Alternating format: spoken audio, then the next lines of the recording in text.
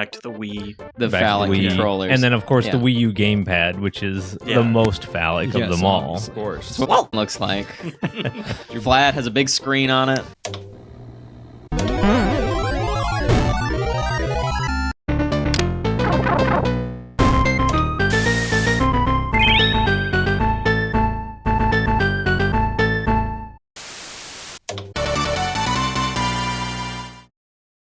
Welcome back to the Multitap Chat.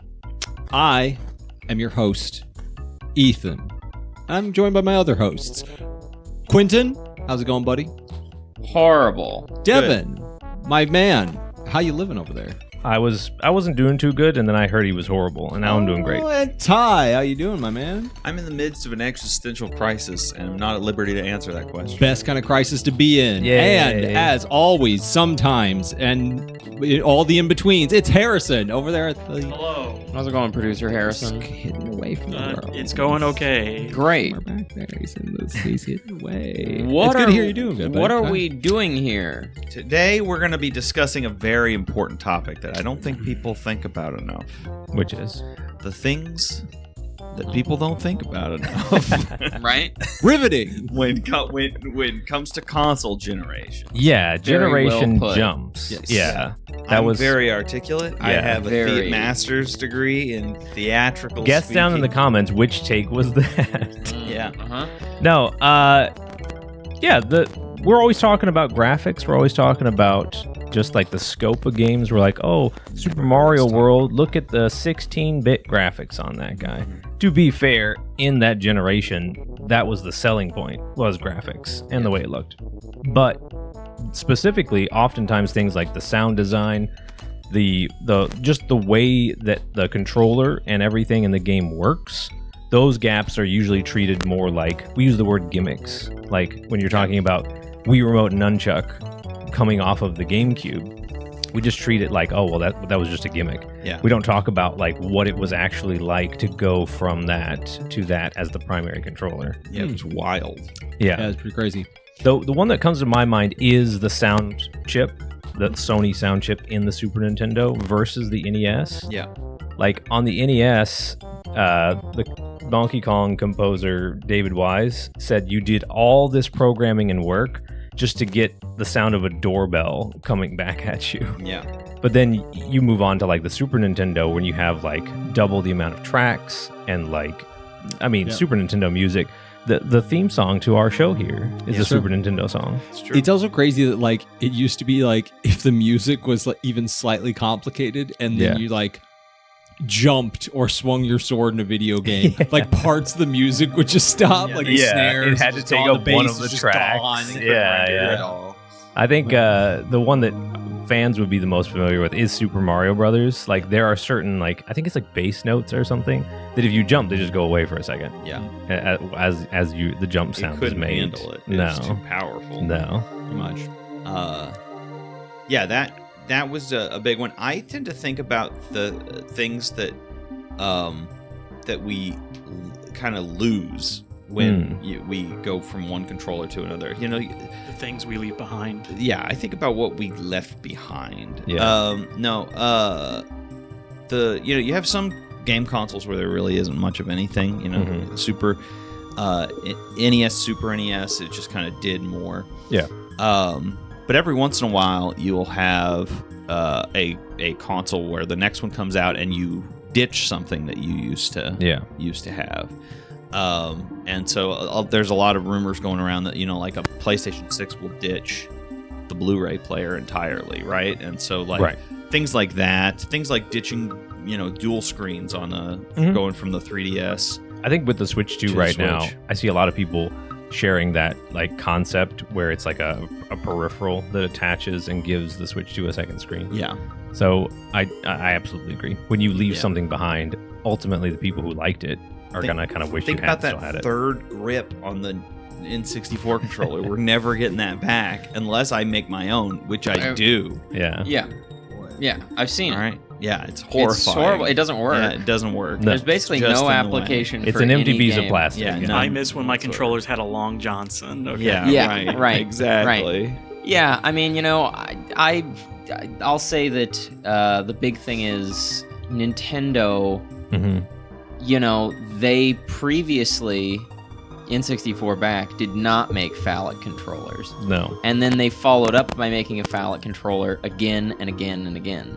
Okay. So think about There's that. a brief pause with the GameCube, but then back to the Wii. The Back to phallic Wii. controllers. And then, of course, Yeah. the Wii U gamepad, which is Yeah. the most phallic of them all. Of course. That's what mine looks like.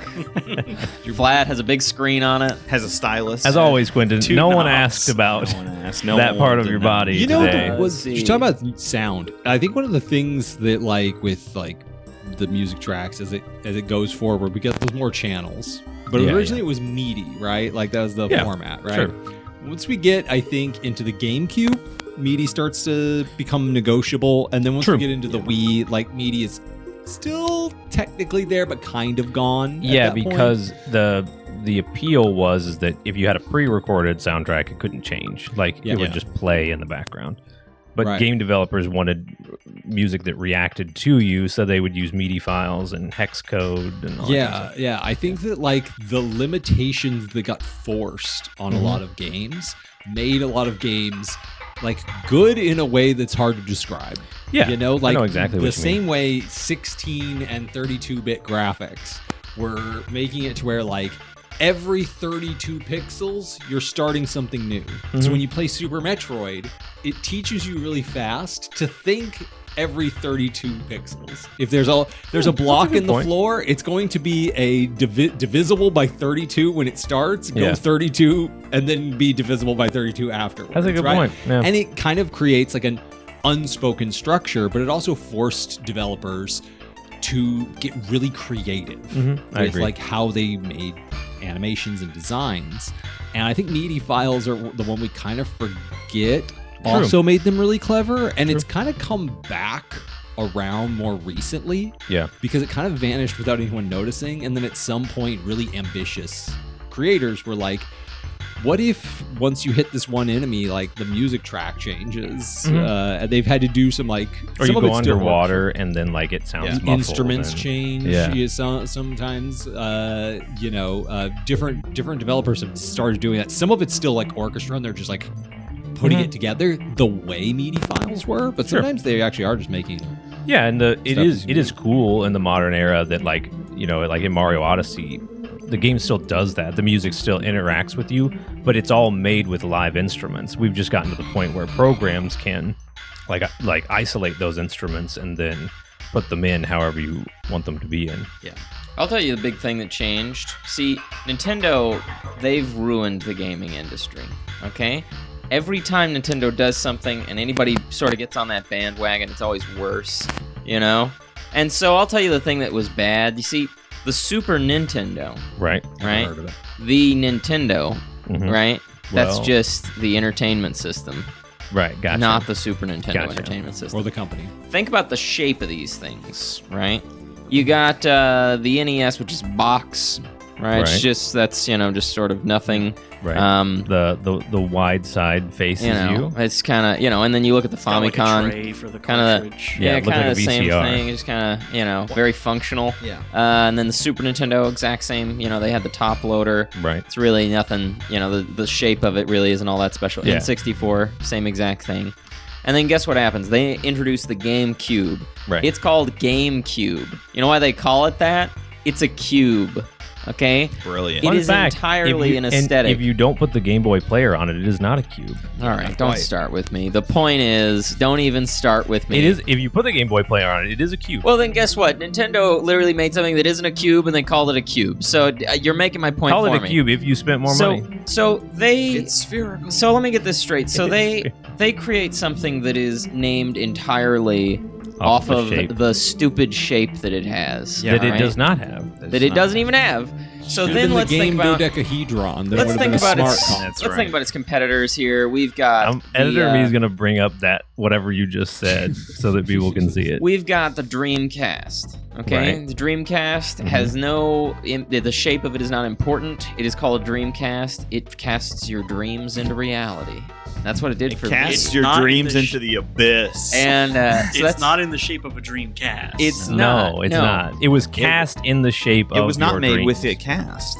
The no point way that's is, a die Let's cast. see how many more jokes we can make about Dreamcast. Let's see how. Let's if we cast can- this okay. joke into the sea. Yeah. The point is that the shape is not important. It's not a Right. gimmick or anything. Dream of it. The PlayStation 2, again, no, the shape is not important. It's not a gimmick of any Not kind. important. It's not. It's just called a PlayStation. I there's see no- the name. Yeah, I see what you're saying. Nintendo said we are going to market this based on this little gimmick that we've got here, Okay. right? That set a precedent that has ruined so much. Okay, Have we ever had a shape named Xbox? console since? Xbox. It's kind of. do a you shape. think Xbox would Here's the exist crazy- without games? I'm Here's gonna the be honest, Here's I the crazy forgot. thing. Other than the original, I don't think the Xbox is shaped like an X. Or a box? No, but it is a box. It Well, is kind of boxy, but the now it's 360 no. was like round. You all Yeah. are insane. The new original one is a Xbox box. just had an X that was sort of outlined on Yeah, top, right, and then it was box shaped. right. Yes, Okay, correct. So an Xbox. Then Yeah, they that's but now we've got a problem.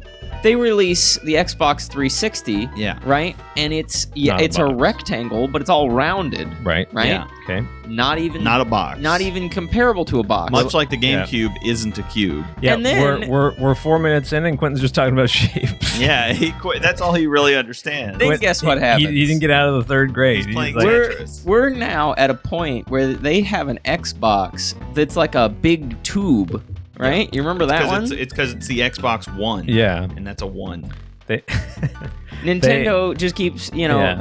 and this isn't the only thing. so but you're Nintendo blaming just- the GameCube for all. I'm all saying of that Nintendo. Because to be clear, Nintendo didn't even keep doing that. No. Their games, No. they've Well- not named a console after a shape since. No, but they do sort of say like, hey, this is, we're going to create some kind of a marketing gimmick and people are going to bandwagon on it. And Nintendo is the one that does this. You can call them a trendsetter. I'm going to call them I'm That going is to what they call are. them a fad pusher. Okay? Very good job. Fad pusher. You're a real wordsmith. See? And Yeah. here's the thing, they push these fads Right. and it's I don't bad. think you can say these words on your. I don't Producer think so. Harrison, Yeah, I was a having little stroke worried. right Yeah, I now. know. I think you are. Fad pusher, You taste metal.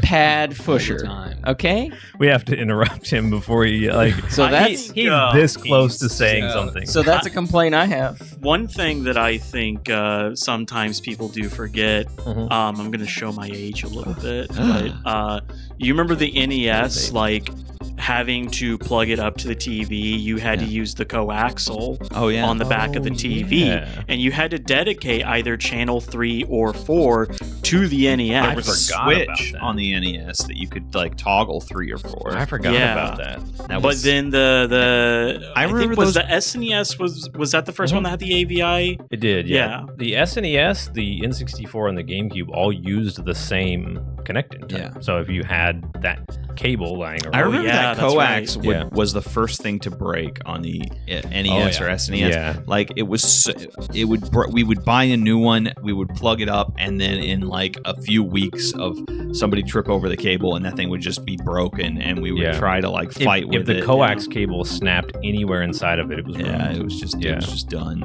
I'll tell you what's gone down ever since is durability. Okay? Let me tell you something. It went up and peaked with like the DS. Yeah, you could not destroy the peaked, DS. Yeah, a DS. But then the GameCube. 3DS was a little more fragile than Yeah. the DS, I mean, and I then think, the Switch was obviously the most I fragile. mean, I The think that DS like, Lite was you, the most fragile of all of them. My which is theory. weird.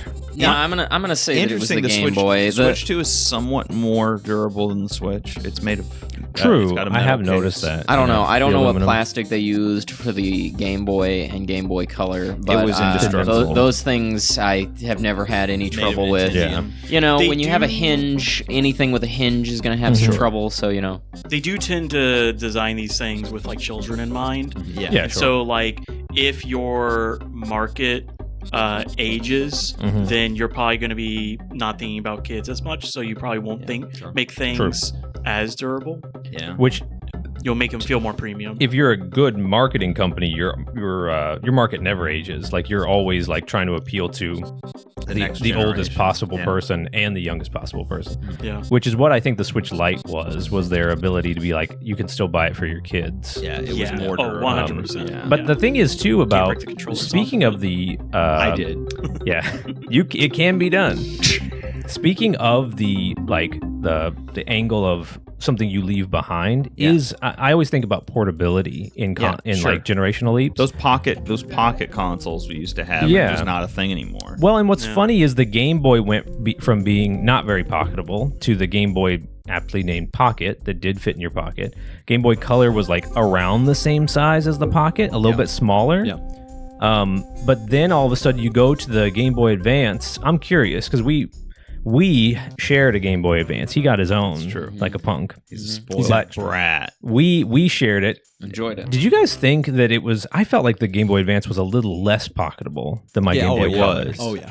Until the SP came along, it was hard to fit in my 10-year-old pocket. Yeah, exactly. I don't know. I had a lot of trouble with the SP because the sort of thickness of the SP. It's a weird it's the shape. Yes, and I was about to say, and the fact that it's almost cube-like. I was about to say it is almost cube-like. Don't get us started. Please, you named a shape, Harrison. Why would you do that? Why didn't they call it the Game Boy Cube?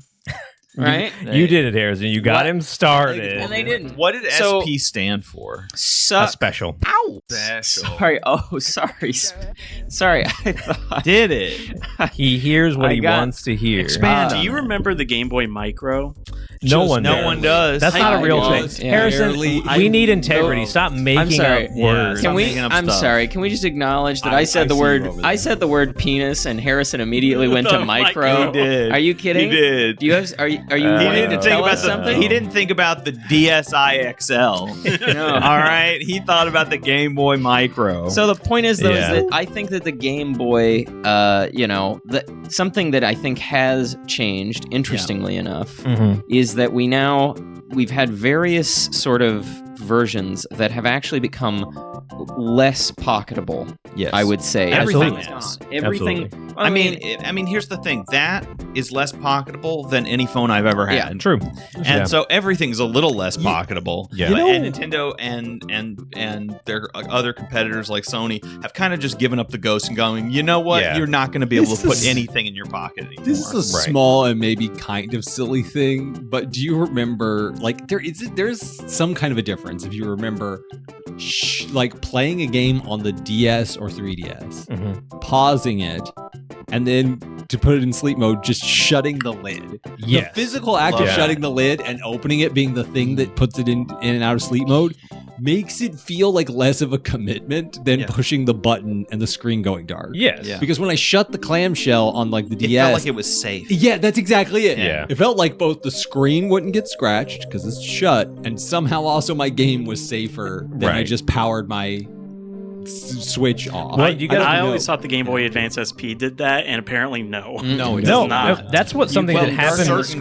I think certain games would do it. Certain games you could put into a hibernate state, but you had to keep it on. Yeah, let's say that is true. Yeah, you had to keep it on. It just took up less any battery. of it, you could darken the screen, right? Lower the brightness. But on some games like Mother 3, in the settings, you can put it in sleep and Minish Cap. But the problem is that sleep basically just means that the screen is totally off, so it drains the battery slower. The memory is still engaged. But it's still... But to your point, the first time that we got our DS and we had Mario 64 DS and Ty was playing it, and I think we had to get out of the car or something, and Ty closed it and Mario went bye-bye. After it was closed, I was like, that might be the most magical moment with a console that no one will ever get again. I always hated that though, because you would be in bed playing it when you're supposed to be asleep, and then your parents come to check to make sure you're asleep, so you close it. Well, the really bad part is that you would be sitting there on your desk and it would go Harrison, you haven't played with me in over a day. Well, I'm gonna say no, that was just you under my desk. I wasn't pretending to be the DS. That was just how I talked to you. He's basically like Pennywise. He's been following your whole life. I'll cap it off we this all way. floated down here. Ethan, you talked about the Dreamcast. You know why no one talks about the Dreamcast upgrading from the Sega Saturn? No one played the Sega You just Saturn? heard the word Sega Saturn for the first time ever. But tell us, what do you guys think? What's something that people don't think about that we moved on from in video game consoles, or that was a major change. I'll ask this: what was something you liked about an old console that didn't move to the next one? Let us know down there in the comments. If you like gaming topics and trivia, we don't really have trivia, but we have topics. We might. Subscribe.